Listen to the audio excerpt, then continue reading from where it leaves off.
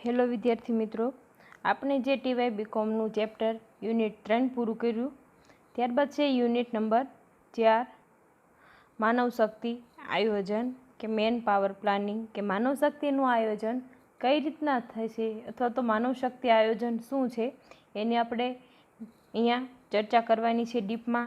કે માનવ શક્તિ એટલે કે આપણે સામાન્ય રીતના એવું કહી શકાય કે માનવી દ્વારા જે પ્રવૃત્તિ થતી હોય કે માનવી કેટલી પ્રવૃત્તિ કરી શકે છે અથવા તો કઈ પ્રવૃત્તિ કરવાની છે એનું કરવામાં આવતું આયોજન આપણે સામાન્ય ભાષામાં એવું દર્શાવી શકાય કે માનવ શક્તિ આયોજન છે.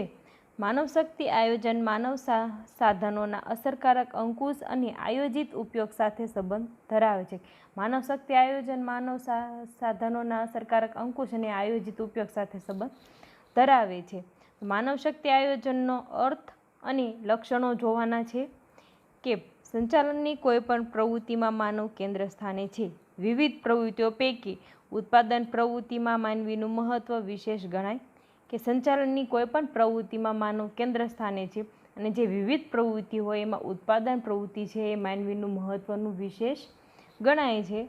વર્તમાન આધુનિક ટેકનોલોજી દ્વારા ચીજવસ્તુનું ઉત્પાદન કાબેલ કર્મચારીઓ વગર શક્ય નથી. કે વર્તમાન જે આધુનિક ટેકનોલોજી એને ચીજવસ્તુનું ઉત્પાદન છે કાબેલ અથવા કે તાલીમબદ્ધ નિષ્ણાંત કર્મચારીઓ હોય તો તેના વગર શક્ય હોતું નથી. તેથી જ ભૌતિક સાધનો કરતાં જીવંત સાધનો અંગે ગણતરીપૂર્વક વિચારણા કરવી. કે ભૌતિક સાધનો તો અસરકારક અંકુશ અથવા તો કે અસરકારક કાર્ય બજાવતા જ હોય, પણ એની ઉપર જે કાર્ય કરતા હોય જે જીવંત સાધન તરીકે માનવીનો ફાળો પણ અગત્યનો રહેલો હોય છે. દરેક ઉત્પાદન પ્રક્રિયાની વિશિષ્ટ જરૂરિયાત હોય છે. બીજી બાજુ દરેક કર્મચારીઓમાં પણ વિશિષ્ટ લાયકાતો હોય. કે દરેક કર્મચારી હોય એમાં પણ વિશિષ્ટ લાયકાતો હોય છે. આ હકીકત સંચાલકોએ ધ્યાનમાં લેવી જોઈએ.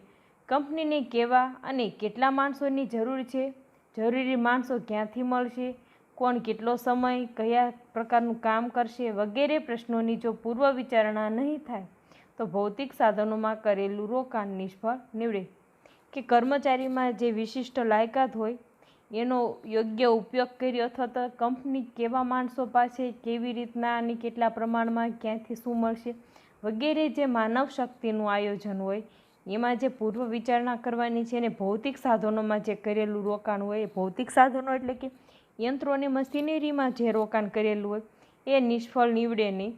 એના માટે જે માનવ શક્તિ દ્વારા આયોજન થતું હોય તે અમલમાં મૂકવામાં આવે છે. કર્મચારી વચ્ચે ઘર્ષણ પેદા થશે અને કાર્ય સંતોષની માત્રા ઘટશે. કર્મચારી વચ્ચે જો ઘર્ષણ પેદા થતું હોય તો કાર્યમાં જે સંતોષની માત્રા હોય તે ઘટી જશે. આ બધી જ હકીકતો ધ્યાનમાં રાખી વર્તમાન સંચાલકો માનવ શક્તિ આયોજનને મહત્ત્વ આપે. કે જે આ બધી હકીકતો હોય એને ધ્યાનમાં રાખી માનવ શક્તિ વર્તમાન સંચાલકો માનવ શક્તિને મહત્ત્વ આપતા હોય છે. માનવ શક્તિ આયોજનનો અર્થમાં જોઈએ કે માનવ શક્તિ આયોજનનો અર્થ વિશાળ છે. એટલું જ નહીં પણ તે વિવિધ રીતે વિચારવામાં આવે. કે માનવ શક્તિ આયોજનનો અર્થ વિશાળ છે કે એને કોઈ એક શબ્દમાં કે કોઈ એક વ્યાખ્યામાં રજૂ કરી શકાતું નથી, પરંતુ એને વિવિધ રીતે વિચારણા થતી હોય કે અલગ અલગ જગ્યાએ જે કાર્યનું સ્વરૂપ હોય એ અનુસાર માનવ શક્તિ આયોજનની વ્યાખ્યા દર્શાવી શકાય અથવા તો એને એ શબ્દોમાં વર્ણવી શકાય. તો આયોજિત રાષ્ટ્રીય વિકાસ માટે માનવ શક્તિ આયોજન કરવામાં આવે. કે જે આયોજિત રાષ્ટ્રીય વિકાસ માટે માનવ શક્તિ આયોજન કરવામાં આવતું હોય છે તો વિવિધ ક્ષેત્રમાં કર્મચારી જરૂરિયાત અને કર્મચારી પુરવઠાને ધ્યાનમાં રાખી માનવ શક્તિ આયોજન કરવામાં આવે. કે વિવિધ ક્ષેત્રમાં જે કર્મચારીની જરૂરિયાત હોય અને કર્મચારીના પુરવઠાને ધ્યાનમાં રાખીને માનવ શક્તિ આયોજન થાય છે. ઉદ્યોગોમાં પણ કર્મચારીની માંગ અને પુરવઠાને ધ્યાનમાં રાખી માનવ શક્તિનું આયોજન કરવામાં આવે. ઉદ્યોગોમાં પણ કર્મચારીની માંગ અને પુરવઠાને ધ્યાનમાં રાખી માનવ શક્તિનું આયોજન કરવામાં આવે છે. જ્યારે કોઈ એક ઔદ્યોગિક એકમની ધ્યાનમાં રાખી માનવ શક્તિ આયોજન કરવામાં આવે છે ત્યારે એકમલક્ષી માનવ શક્તિ આયોજન જે અલગ અલગ કર્મચારીની માંગને પુરવઠાને ધ્યાનમાં રાખતા હોય ત્યારે માનવ શક્તિનું આયોજન કરવામાં આવતું હોય, અને જ્યારે કોઈ એક ઔદ્યોગિક એકમને ધ્યાનમાં રાખીને ત્યારે પણ માનવ શક્તિ આયોજન અલગ હોય કે અથવા એકમલક્ષી માનવ શક્તિ આયોજન કહી શકાય. તો આપણા અભ્યાસક્રમ પ્રમાણે કે એકમલક્ષી માનવ શક્તિ આયોજનનો જ અભ્યાસ કરવાનો છે. તેની વ્યાખ્યા આપણે જોઈએ કે કોલમેનના મત પ્રમાણે માનવ શક્તિ આયોજન એ માનવ જરૂરિયાત નક્કી કરવાની પ્રક્રિયા છે. જે માનવ શક્તિ આયોજન છે એ માનવની જરૂરિયાત નક્કી કરવાની છે એ પ્રક્રિયા છે. અને વ્યવસ્થાતંત્રની જે સંકલિત યોજના અમલમાં મૂકીને તે જરૂરિયાત સંતોષવાનું સાધન.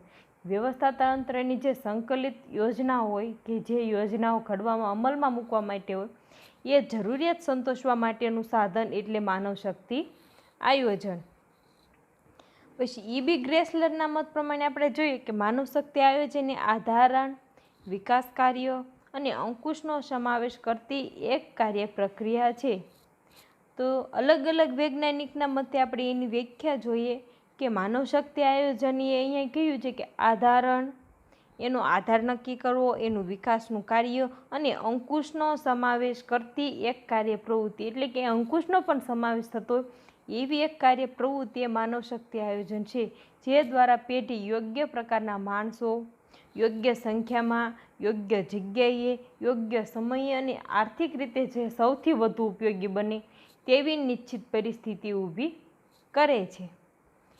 એચ.ટી. ગ્રેહામના મત પ્રમાણે કે ભવિષ્યમાં કેટલા, કેવા અને કયા પ્રકારના કર્મચારીઓની જરૂર પડશે અને કેટલે અંશે આ જરૂરિયાત સંતોષી શકાશે તે અંગેનું આધારણ કરવું એટલે માનવ શક્તિ આયોજન.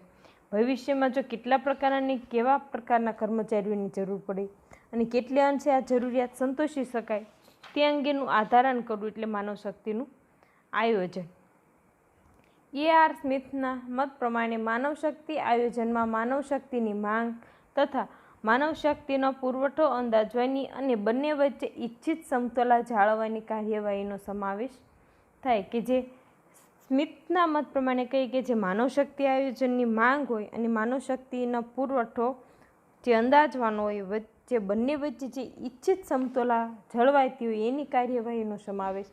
કે સ્મિથ એમ કે છે માંગ અને પુરવઠાનો જે અંદાજ હોય, ગ્રેહામ એવું કહે છે કે જરૂરિયાત સંતોષવાની, એવું કે જે કર્મચારીઓની કેવા પ્રકારની જરૂરિયાત ભવિષ્યમાં હોય એ. ગ્લેસરના મત પ્રમાણે આપણે કે જોયું કે આધાર અને વિકાસ કાર્ય અને અંકુશને સમાવેશ કાર્યની પ્રક્રિયા છે. તો આવી રીતના અલગ અલગ વૈજ્ઞાનિકના મત પ્રમાણે આપણે માનવ શક્તિ આયોજનની વ્યાખ્યા જોઈ. ત્યારબાદ આપણે જોવાના છે કે વ્યાખ્યાઓને આધારે એમ સ્પષ્ટ કહી શકાય કે માનવ શક્તિ આયોજન માનવ શક્તિના શ્રેષ્ઠ ઉપયોગ સાથે સંકળાયેલ હેતુલક્ષી પ્રવૃત્તિ છે. માનવ શક્તિ આયોજન પ્રવૃત્તિ કેવી પ્રવૃત્તિ કહી શકાય? હેતુલક્ષી, એટલે કે કોઈ પણ હેતુને લક્ષ્યમાં રાખીને થતી પ્રવૃત્તિ માનવ શક્તિ આયોજન પ્રવૃત્તિ છે. માનવ શક્તિ આયોજન વિવિધ પ્રકારના કર્મચારીની માંગ અને પુરવઠોને સંતુલિત કરે. માનવ શક્તિ આયોજન છે જે કર્મચારીઓની માંગને અને પુરવઠાને સંતુલિત કરે છે. તો માનવ શક્તિ આયોજનમાં આધારણ અને માનવ વિકાસ, ઘડતર, જાળવણી, અંકુશ વગેરે મહત્વના કાર્યોનો સમાવેશ થાય છે. માનવ શક્તિ આયોજનના આપણે લક્ષણો જોઈએ તો હેતુલક્ષી પ્રવૃત્તિ છે. માનવ શક્તિ આયોજનનો મુખ્ય હેતુ માનવ શ્રમનો અને તે દ્વારા ઉત્પાદનના સાધનોનો મહત્તમ ઉપયોગ કરવાનો છે. જે માનવ શક્તિ આયોજનનો મુખ્ય હેતુ માનવ શ્રમનો, જે માનવ શ્રમ એટલે માનવી દ્વારા થતા કાર્ય, એટલે કે જે કાર્ય શ્રમ કાર્ય થતું એ માનવ શ્રમ અને તે દ્વારા જે ઉત્પાદનના સાધનો હોય એનો મહત્તમ ઉપયોગ, એટલે જે માનવ શ્રમ કાર્ય કરતું જ હોય પરંતુ એ ઉત્પાદન કઈ રીતના કરતું હોય, જે ઉત્પાદનના સાધનોનો ઉપયોગ કરતો હોય એનો મહત્તમ એટલે બને એટલો ઉપયોગ કરવાનો છે. તો આ પ્રવૃત્તિ દ્વારા શ્રમ ખર્ચ ઘટાડવાનો અને પડતર નિયંત્રણ કરવાનો હેતુ પણ નોંધી શકાય. એટલે હેતુલક્ષી પ્રવૃત્તિ એવી રીતના કહી છે કે માનવ શ્રમ જે છે એના દ્વારા જે ઉત્પાદનના સાધનો હોય એનો મહત્તમ ઉપયોગ કરી શ્રમ ખર્ચ ઘટાડીને ઉત્પાદન એટલે પડતર નિયંત્રણ, જે પડતર કિંમત છે ઓછી કરવાનો છે એવો એનો હેતુ રહેલો છે. ત્યારબાદ જોવાનું છે કે સંચાલનનું મહત્ત્વનું કાર્ય, કે સંચાલન કાર્યની યાદીમાં માનવ શક્તિ આયોજનના કાર્યનો અલગ રીતના ઉલ્લેખ કરવામાં આવતો નથી. સંચાલન કાર્યની યાદીમાં જે માનવ શક્તિ આયોજનના કાર્યોનો અલગ રીતના ઉલ્લેખ કરવામાં આવતો નથી. એટલે કે સંચાલનની જે કાર્યની યાદી આપણે કે સંચાલનના જોઈએ કે વ્યવસ્થા તંત્ર, આ પોસ્ટ ડોકડ આપણે જોઈએ કે પ્લાનિંગ એટલે આયોજન, ઓર્ગેનાઇઝેશન, કર્મચારી વ્યવસ્થા, અલગ અલગ આપણે 8 પ્રકારના જે સંચાલનના કાર્યો આપણે જોઈએ છીએ, 8-9 પ્રકારના, તો એમાં જે માનવ શક્તિ આયોજનનો કાર્યનો અલગ રીતના ઉલ્લેખ કરવામાં આવતો નથી, પરંતુ ઉત્પાદનના એક મહત્ત્વના સાધન તરીકે માનવ શક્તિનો ઉપયોગ કરવાની દ્રષ્ટિએ સંચાલનનું આ એક મહત્ત્વનું કાર્ય ગણાય. પરંતુ જે ઉત્પાદનના મહત્ત્વના સાધન અથવા કાર્ય છે એમાં આ માનવ શક્તિ આયોજન છે એક મહત્ત્વનું કાર્ય ગણાય છે. ત્યારબાદ જોવાનું છે કે આધુનિક અભિગમ પ્રમાણે માનવ શક્તિ આયોજનનું લક્ષણ કઈ રીતના બતાવે છે. તો કર્મચારી ઉત્પાદનના એક જીવંત સાધન તરીકે સ્વીકાર એ 20મી સદીની ઘટના છે. જેવી રીતના ભૌતિક સાધનોનો મહત્તમ ઉપયોગ માટે તેના વિવિધ ટેકનિકલ પ્રશ્નો વિચારવામાં આવે, કર્મચારીઓના ઉત્પાદનમાં એક જીવંત સાધન તરીકે સ્વીકારવામાં આવે છે. પરંતુ એટલે કે 20મી સદીની ઘટના એ જેવી રીતે ભૌતિક સાધનોનો મહત્તમ ઉપયોગ માટે તેના ટેકનિકલ પ્રશ્નો વિચારવામાં આવે, તેવી રીતના માનવ શક્તિનો મહત્તમ ઉપયોગ કરવા માટે માનવ શક્તિ આયોજનની કે જે કોઈ ટેકનિકલ સાધનો હોય તો એનો મહત્તમ ઉપયોગ કઈ રીતના કરવી એની વિચારણા હોય, એવી જ રીતના અહીંયા માનવ શક્તિ આયોજન એટલે માનવીની જે શક્તિ હોય એનામાં રહેલી કુશળતા, કામગીરી, એનો જે મહત્તમ ઉપયોગ કઈ રીતના કરવું એના વિશેનું આયોજન છે. સમયલક્ષી પ્રવૃત્તિ જોવાની છે કે માનવ શક્તિ આયોજન એ ચોક્કસ મુદત માટેનું હોય છે. અમુક મુદત માટે તૈયાર કરવામાં આવતી એ ચોક્કસ પ્રવૃત્તિ છે. તો લાંબા ગાળાના હેતુ હોય એને સિદ્ધ કરવા માટે માનવ શક્તિ આયોજનની મુદત વધારે રાખવામાં આવે છે. તે જ રીતે વિભાગીય હેતુઓ સિદ્ધ કરવા માટે ટૂંકા ગાળાનું માનવ શક્તિ આયોજન કરવામાં આવે. એવી રીતના જો વિભાગના હેતુ સિદ્ધ કરવાના હોય તો ટૂંકા ગાળાનું માનવ શક્તિ આયોજન સિદ્ધ કરવામાં આવે છે. પછી સાર્વત્રિક પ્રવૃત્તિમાં જોઈએ કે માનવ શક્તિ આયોજનની જે પ્રવૃત્તિ માત્ર ઉદ્યોગોમાં જ નહીં, ઉદ્યોગોમાં થાય એવું નથી, પરંતુ જે વાસ્તવમાં કૃષિ ક્ષેત્રે, લશ્કરી ક્ષેત્રે અથવા શૈક્ષણિક ક્ષેત્રે પણ આ પ્રકારનું આયોજન થાય છે. પરિવર્તનશીલ પ્રવૃત્તિ કે માનવ શક્તિ આયોજનમાં કર્મચારીની માંગ અને પુરવઠા વચ્ચે સમતુલા જાળવવામાં આવે છે. આ માટે જે પરિબળો વિચાર્યા હોય તેમાં ફેરફાર થાય તે મુજબ માનવ શક્તિ આયોજનમાં પણ પરિવર્તન કરવામાં પડે છે. કે જે માનવ શક્તિ આયોજનમાં કર્મચારીની માંગ અને પુરવઠા વચ્ચે જે આપણે વ્યાખ્યામાં જોયું કે જાળવવામાં આવે અને આ માટે જે પરિબળો વિચાર્યા હોય એમાં ફેરફાર થાય તે મુજબ માનવ શક્તિનું આયોજન. ત્યારબાદ જોવાનું છે કે સંચાલનની દરેક સપાટીએ થતું આ કાર્ય, કે સંચાલનની દરેક સપાટીએ થાય એટલે કે માનવ શક્તિ એટલે આ માનવ શક્તિ આયોજન છે દરેક સપાટીએ કાર્ય થતું હોય છે. તો માનવ શક્તિ આયોજન એ માત્ર કામદારના સંદર્ભમાં જ નહીં અને સંચાલનની તળ સપાટીએ જ હોય છે એ ખ્યાલ ખોટો છે. વાસ્તવમાં સંચાલનની મધ્ય સપાટીએ, સુપરવાઇઝરના સંદર્ભમાં તથા ઉચ્ચ સપાટીએ વિભાગીય અધિકારીઓના સંદર્ભમાં પણ માનવ શક્તિ આયોજન થતું હોય છે. માનવ શક્તિ આયોજન છે એ નીચલી સપાટીએ એટલે કે તળિયાની સપાટીએ થતું કાર્ય નથી એવો ખ્યાલ, કે તળિયાની સપાટી કાર્ય એવો ખ્યાલ ખોટો છે. વાસ્તવમાં જે સંચાલનની મધ્ય સપાટી એટલે કે સુપરવાઇઝર હોય તે માનવ શક્તિ આયોજનમાં પણ પરિવર્તન કરવા જ પડે છે. સંચાલનની દરેક સપાટીએ થાય છે. માનવ શક્તિ આયોજન એ માત્ર કામદારના સંદર્ભમાં જ નહીં પરંતુ સંચાલનની તળ સપાટીએ જ હોય છે તો એ ખ્યાલ ખોટો છે. ત્યારબાદ જોઈએ કે ઉચ્ચ સંચાલકોની જવાબદારી, કે આયોજનની જેમ માનવ શક્તિ આયોજનનું કાર્ય પણ સંચાલકોનું એટલે કે ઉચ્ચ સંચાલકોનું જ હોય છે. આ માટે જે જરૂરી વિગતો વિભાગીય અધિકારીઓ પૂરી પાડે છે, કે વિભાગવાર જે અધિકારીઓ હોય કે ઉચ્ચ સંચાલકોની જવાબદારી પૂરી પાડતા હોય, પરંતુ સંપૂર્ણ યોજના ઉચ્ચ સંચાલકો જ તૈયાર કરે. કે સંપૂર્ણ યોજના ક્યાંથી તૈયાર થતી હોય, કે જે ઉપલી સપાટી એટલે ઉચ્ચ અધિકારીઓ હોય અથવા તો કે ઉચ્ચ સંચાલકો હોય ત્યાં એનું કાર્ય થતું હોય છે. વિવિધ પ્રકારના કાર્યોનો સમાવેશ આપણે આ જોઈએ કે એનું લક્ષણ 9મું કે વિવિધ પ્રકારના કાર્યોમાં કયો કાર્યોનો સમાવેશ થાય છે એ જોવાનું છે.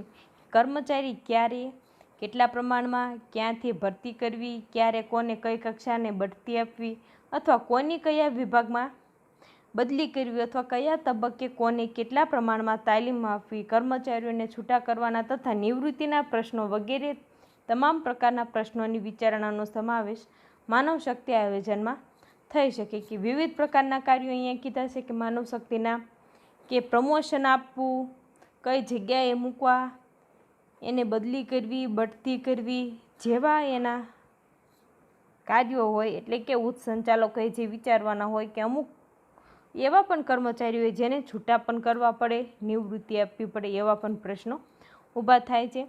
બંને પક્ષકાર માટે જે લાભકારક હોય એવું કે માનવ શક્તિ આયોજન માત્ર ઉચ્ચ સંચાલકો માટે જ નહીં પરંતુ કર્મચારીઓને પણ લાભકારક હોય છે. આ કાર્યને વિવિધ કર્મચારીનો સંતોષ એટલે કાર્ય સંતોષ વધે. બંને પક્ષકાર માટે જે લાભકારક હોય કે માનવ શક્તિ આયોજન માત્ર સંચાલકો માટે નહીં પરંતુ કર્મચારીઓને પણ લાભકારક હોય છે.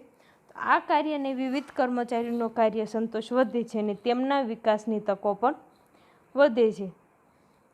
ત્યારબાદ જોવાનું છે કે સમાજને લાભદાયી કઈ રીતના હોય છે કે માનવ શક્તિ આયોજન દ્વારા રોજગારીની તકો વધે છે. તે સાથે સાધનોનો મહત્તમ ઉપયોગ થતો હોવાથી સમાજને નીચી કિંમતે યોગ્ય ગુણવત્તાવાળી વસ્તુ પૂરી પાડવી શકાય.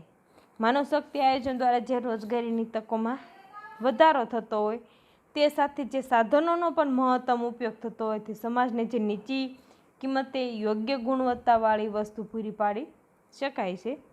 ત્યારબાદ જોવાનું છે કે રાષ્ટ્રને કઈ રીતના ઉપયોગી હોય છે કે સમતોલ પ્રાદેશિક વિકાસ અંગે રાષ્ટ્રનો હેતુ સિદ્ધ કરવાની દિશામાં માનવ શક્તિ આયોજનનો ફાળો વિશેષ હોય છે. કે સમતોલ એટલે કે એક સરખો જે પ્રાદેશિક વિકાસ હોય એના અંગેનો રાષ્ટ્રનો હેતુ સિદ્ધ કરવાની જે દિશા હોય એમાં માનવ શક્તિ આયોજનનો ફાળો વિશેષ હોય છે. માનવ સ્થળાંતરના પ્રશ્નો, પછી વસ્તી ગીચતાના પ્રશ્નો, સાધન મર્યાદાના પ્રશ્નો ઉકેલ માટે પણ માનવ શક્તિ આયોજન માર્ગદર્શક બની રહે છે. તો માનવ શક્તિ આયોજનના સંચાલકો માટે આધુનિક ખ્યાલ છે કે તેમાં આપણા દેશના સંદર્ભમાં વિચારીએ તો ભૌગોલિક વિસ્તાર, આબોહવા, રૂઢિરિવાજો કારણે વિવિધ વ્યક્તિઓના જુદી જુદી ખાસિયતો જોવા મળે છે. તો તેથી માનવ શક્તિનું કાર્ય પણ અલગ હોય છે કે આપણે આ જોયું કે એના લક્ષણો કયા છે. ત્યારબાદ જે જોવાનું છે કે માનવ શક્તિ આયોજનના હેતુઓ કે માનવ શક્તિ આયોજનનો હેતુ શું રહેલા છે અથવા તો કે એમાં હેતુ કયા સમાવેશ થયા છે એ જોવાનું છે. તો એમાં આપણે પહેલું જોઈએ કે પ્રસ્તાવના કે માનવ શક્તિ આયોજનમાં ભાવિ કર્મચારી અંગેની માંગ અને પુરવઠાનો વિચાર કરવામાં આવે છે. કે ભવિષ્યમાં જે કર્મચારીઓની માંગ અને એના પુરવઠા અંગેનો વિચાર કરવામાં આવતો હોય છે. જો આ પ્રકારની વિચારણા ન કરવામાં આવે તો કાં તો બિનજરૂરી કર્મચારીની ભરતી થઈ જશે અથવા જે કર્મચારીના અભાવે કાર્ય વિલંબિત બનશે. તો આ પરિસ્થિતિ એકમના આર્થિક હેતુને નિષ્ફળ બનાવશે. જો કર્મચારીનો અભાવ હોય અથવા તો કર્મચારીને વિલંબ એટલે કે સમય અનુસાર એને મૂકવામાં ન આવે તો પણ તેનો આર્થિક હેતુ નિષ્ફળ જશે. ત્યારબાદ જોવાનું છે માનવ શક્તિ આયોજનનો આપણે હેતુ જોઈએ કે કઈ પ્રમાણના એના હેતુ છે કે માનવ શક્તિનો શ્રેષ્ઠ ઉપયોગ કઈ રીતના બને છે એનો પહેલો હેતુ આપણે જોવાનો છે. તો માનવ શક્તિનો મહત્તમ ઉપયોગ યોગ્ય દિશામાં થાય કે જે માનવ શક્તિનો ઉપયોગ થયો હોય એનું દિશા યોગ્ય હોય તો જ ઓછા સમયે અથવા ઓછા ખર્ચે સમયસર જે નક્કી કરેલો હેતુ હોય એ સિદ્ધ કરી શકાય. અને આ માટે જે માનવ શક્તિનું આયોજન જરૂરી ગણાય છે તો કર્મચારીઓને પણ જોબ સેટિસ્ફિકેશન મળી શકે. જે કર્મચારીનો મહત્તમ યોગ્ય દિશામાં ઉપયોગ થયો હોય અને જે ઓછા ખર્ચે એને સમયસર એનો હેતુ પૂરો થઈ જાય તો આવી રીતના જે માનવ આયોજન જરૂરી હોય તો કર્મચારીઓને પણ જોબ સર્ટિફિકેશન મળે છે. ત્યારબાદ બીજું જોવાનું છે કે શ્રમ ખર્ચમાં ઘટાડો. એનું માનવ શક્તિ આયોજનનો બીજો હેતુ પણ એવી રીતના કહી શકાય કે એને શ્રમ ખર્ચમાં કઈ રીતના આપણે ઘટાડો કરી શકાય કે ઔદ્યોગિક એકમના શ્રમ ખર્ચ વિશેષ મહત્ત્વ ધરાવે છે અને તેમાંય જે શ્રમ પ્રધાન ઉત્પાદન પદ્ધતિમાં તો ખાસ કે ઔદ્યોગિક એકમમાં જે શ્રમ ખર્ચ હોય એટલે કે જે ખર્ચા હોય એમાં જે શ્રમ પ્રધાનના ઉત્પાદન પદ્ધતિમાં તો ખાસ મહત્ત્વ દર્શાવતા હોય છે. માનવ શ્રમ પાછળ થતો ખર્ચ ઘટાડવા કેટલીક વાર સ્વયં સંચાલિત યંત્રોની વિચારણા કરવામાં આવે છે કે માનવ શ્રમ પાછળ જે થતો ખર્ચ હોય એને ઘટાડવા માટે જે સ્વયં સંચાલિત યંત્રો હોય એના અંગે વિચારણા કરવાની છે. પરંતુ સંચાલકોના આ નિર્ણયને આપણે કે મજૂર સંઘો તથા સરકારની સીધી રીતે અસર કરે છે. તેથી શ્રમ ખર્ચ ઘટાડવા માટે માનવ શક્તિ આયોજન ઉપર ભાર મૂકવામાં આવે છે કે જેમાં નિર્ણયો છે સંચાલકોના એ મજૂર સંઘ ઉપર સીધી રીતના અથવા કે સરકારની સીધી રીતના અસર થતી હોય છે, તો તેથી એનો શ્રમ ખર્ચ ઘટાડવામાં આવે છે. એ માનવ શક્તિ ઉપર ભાર મૂકવામાં આવે છે. ત્યારબાદ જોવાનું છે કે કર્મચારીને લગતા નૂતન અભિગમ કયા છે. કે આધુનિક સમયમાં કર્મચારી અંગેનો ખ્યાલો બદલાતા ગયા છે અને કર્મચારી ઉત્પાદનનું એક મહત્વનું ગતિશીલ સાધન છે. તો તેમના વિવિધ પ્રશ્નોને લગતા ચોક્કસ નીતિ નિયમો અમલી બનાવવા માટે માનવ શક્તિ આયોજન જરૂરી છે. આધુનિક સમયમાં જે કર્મચારી અંગેના ખ્યાલ હોય એ બદલાતો ગયો છે અને કર્મચારીને ઉત્પાદનનું એક મહત્વનું ગતિશીલ સાધન, કે કર્મચારીનું ઉત્પાદન હોય એટલે કે કર્મચારી દ્વારા જે કામ થતું હોય એક ગતિશીલ પ્રવૃત્તિ છે, તો એને ગતિશીલ સાધન તરીકે દર્શાવ્યું છે. અને એમના જે વિવિધ પ્રશ્નો હોય એને લગતા જે ચોક્કસ નીતિ નિયમોને અમલ મૂકવાના અથવા એને બનાવવા માટે જે માનવ શક્તિ આયોજન જરૂરી બને છે. ત્યારબાદ જોવાનું છે કે ટેકનિકલ પરિવર્તન સમાવી લેવાનો હેતુ, કે ઉત્પાદનની પ્રવૃત્તિમાં ધીમે ધીમે જે નોંધપાત્ર ફેરફાર થઈ રહ્યા છે અને ગઈકાલનો અનુભવી કામદાર નવી પરિસ્થિતિમાં શિખાઉ કામદાર લાગે છે, તો તેને ટેકનિકલ બાબતોથી વાકેફ કરવા તાલીમ અંગેની પૂર્વ વિચારણા કરવી પડે. તો આ માટે જે માનવ શક્તિ આયોજન જરૂરી છે કે ઉત્પાદનની જે પદ્ધતિમાં ધીમે ધીમે નોંધપાત્ર ફેરફાર થતો હોય એટલે કે ટેકનોલોજીની બાબતમાં જે ફેરફાર થતો હોય તો એનાથી જે ગઈકાલના અનુભવી કામદાર હોય એને નવી પરિસ્થિતિમાં પણ એને શિખાઉ કામદાર લાગે છે, કે જે નવી પરિસ્થિતિ હોય અથવા તો કે નવી ટેકનોલોજી હોય, પરંતુ જો કોઈ અનુભવી વ્યક્તિ પણ નવી ટેકનોલોજીમાં એનો ઉપયોગ કરતા હોય ત્યારે તે શિખાઉ કામદાર લાગે છે, એવું અહીંયા કહે છે. તો તાલીમ અંગેની જે પૂર્વ વિચારણા કરવી પડે છે, તો આ માટે પણ એ માનવ શક્તિ આયોજન જરૂરી બને છે. ત્યારબાદ 5મું જોવાનું છે કે કુશળ કામદારોની અછતને પહોંચી વળવા માટે, કે જે આપણા દેશમાં એક બાજુ બેકારીનો પ્રશ્ન છે તો બીજી બાજુ ટેકનિકલ બાબતોના જાણકાર કુશળ કારીગરોની અછત પણ છે, કે જે બેકારીના પ્રશ્ન સામે જે જાણકાર હોય કે અથવા કુશળ કારીગર હોય ટેકનોલોજીના એની અછત દર્શાવે છે. તો આવા કામદારોની જે ભાવિ માંગ અને પુરવઠા વિશે જે પ્રશ્નો અગાઉથી વિચાર ન કર્યા હોય તો ઔદ્યોગિક સાતત્ય જોખમાશે અને આ માટે માનવ શક્તિ આયોજન જરૂરી બને છે. કે આ ભાવિ માંગ અને પુરવઠાને પણ અસર કરતા હોય છે, કે એને કુશળતાપૂર્વક ટેકનોલોજીનો ઉપયોગ ન થયો તો ઔદ્યોગિક સાતત્ય જોખમમાં મુકાઈ જાય છે.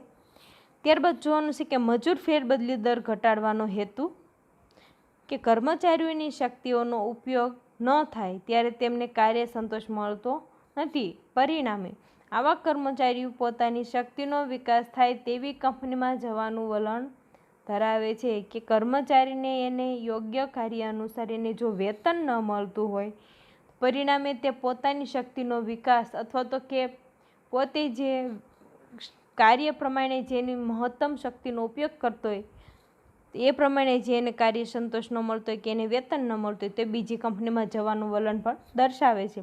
પરંતુ માનવ શક્તિ આયોજનના દ્વારા સંચાલકો મજૂર ફેરબદલી દર ઘટાડી શકે, કે જે માનવ શક્તિ આયોજન છે એના દ્વારા સંચાલકો મજૂર ફેરબદલી દરમાં પણ ઘટાડો કરી શકે. તો સામાજિક જવાબદારી અદા કરવાની, ઉદ્યોગની સામાજિક જવાબદારીનો ખ્યાલ વિકસતો જાય છે અને સમાજને જરૂરી સેવાઓ સસ્તા દરે પૂરી પાડવા માનવ શ્રમ ખર્ચ ઘટાડવો પડે. આ માટે માનવ શક્તિ આયોજન જરૂરી ગણાય, કે ઉત્પાદનની જે ઉદ્યોગોની સામાજિક જવાબદારીનો ખ્યાલ વિકસતો જાય છે તો એમાં જે સમાજને જે જરૂરી સેવાઓ સસ્તા દરે જે પૂરી પાડવામાં આવે અને માનવ શ્રમ ઘટે એ રીતના માનવ શક્તિ આયોજન કરવાનું હોય છે. ત્યારબાદ જોવાનું છે કે રાજકીય પરિવર્તન ધીમે ધીમે રાજકીય ક્ષેત્રે પણ જાગૃતિ આવતી જાય છે. કામદારો અંગેની નીતિ નિયમોને કારણે હવે ઉદ્યોગો મનસ્વી રીતે કાર્ય કરી શકે તેમ નથી અને કામદારના જે વિવિધ પ્રશ્નોને કાયદેસર કરે છે. તો આ બાબત પર આખરે સંચાલકોને માનવ શક્તિ આયોજન કરે પડે છે કે કામદાર અંગેના જે નીતિ નિયમોને કારણે હવે ઉદ્યોગો મનસ્વી રીતના કાર્ય કરતા હોય, એટલે કે પોતાની માનસિક બુદ્ધિથી કાર્ય કરતા હોય તો કામદારના જે વિવિધ પ્રશ્નોનો કાયદો અસર કરતો હોય તો આ માટે બાબતો સંચાલન માનવ પ્રવૃત્તિને આધાર અથવા આયોજન કરવા પ્રેરે છે. વિવિધ પ્રવૃત્તિઓને સંકલિત કરવાની છે કે માનવ શક્તિ આયોજન કરતાં પહેલાં વિવિધ પ્રવૃત્તિઓનું સ્વરૂપ અને તે માટે કર્મચારી જરૂરિયાતનો અંદાજ મેળવવો પડે છે કે માનવ શક્તિ આયોજન કરતાં પહેલાં જે વિવિધ પ્રવૃત્તિઓનું સ્વરૂપ કેવું છે અને કર્મચારી જરૂરિયાતનો અંદાજ મેળવવામાં આવે છે. આમ માનવ શક્તિ આયોજનને કારણે વિવિધ પ્રવૃત્તિઓને સુગ્રંથિત અને સંકલિત બને છે. તો ઉપર જણાવેલ વિવિધ કારણોસર માનવ શક્તિ આયોજન હવે જરૂરી બન્યું છે. તો મોટા ભાગના ઉદ્યોગોમાં આ માટે ખાસ અધિકારી પણ રાખવામાં આવતા હોય છે અને માનવ શક્તિ જે આયોજન વર્તમાન સમયમાં સંચાલકો માટે અનેક દ્રષ્ટિએ ઉપયોગી સાબિત થયું છે. તો કર્મચારીની માંગ અને પુરવઠાને ધ્યાનમાં રાખીને આ પ્રવૃત્તિ થતી હોવાથી ઉત્પાદન સાતત્ય જળવાય તો તે સમજી શકાય તેમ છે. પરંતુ આ ઉપરાંત કામદારને કાર્ય સંતોષ, મજૂર ફેરબદલી દરમાં ઘટાડો, ઉત્પાદકમાં વધારો વગેરે અન્ય ફાયદા પણ અવશ્ય નોંધી શકાય. તો આપણે આ જોયા માનવ શક્તિ આયોજનના હેતુઓ. આપણે આ લેક્ચરમાં જે માનવ શક્તિ આયોજનના એના વ્યાખ્યાઓ વૈજ્ઞાનિકોના મતે જોયા, એના લક્ષણો જોયા, હેતુઓ જોયા. ત્યારબાદના નેક્સ્ટ લેક્ચરમાં આપણે ચર્ચા કરીશું કે માનવ શક્તિ આયોજનને અસર કરતા પરિબળો કયા છે અને માનવ શક્તિ આયોજનની પ્રક્રિયા વિધિ અથવા તો કે એના ઘટકો કયા છે એની ચર્ચા આપણે નેક્સ્ટ લેક્ચરમાં કરીશું. થેન્ક યુ વિદ્યાર્થી મિત્રો.